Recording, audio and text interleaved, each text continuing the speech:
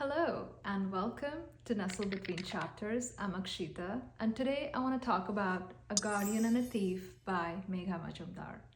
This may be slim in length, but it is tightly composed and deceptively dense book. It is filled with moral twists, emotional whiplash, and questions that will linger long after you've turned the final page. The book is set in near future Kolkata, beset by heat, famine, and scarcity.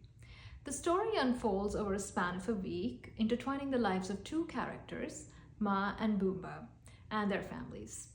At the end of it, I felt sad and melancholic and deeply angry at one of the characters.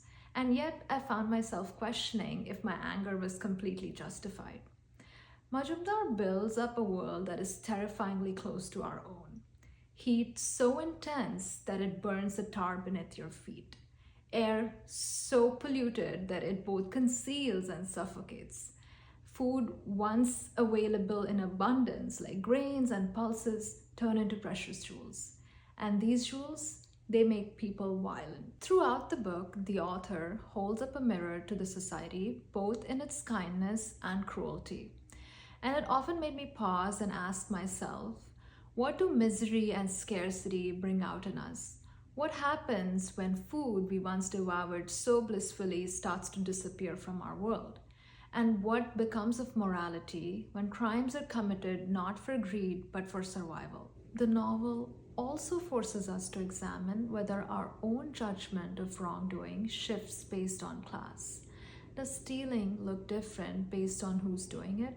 For example, a poor boy lying and stealing just to move his family from a mosquito-infested swamp to a better shelter, versus an upper middle class woman quietly hoarding rations from a relief shelter just to feed her starving daughter, versus a billionaire who is stockpiling food and medicine and retreating on an island far from the starving and choking city.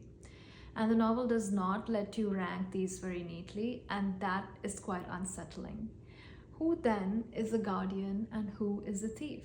That becomes a central question of the book. And it does not give you easy answers.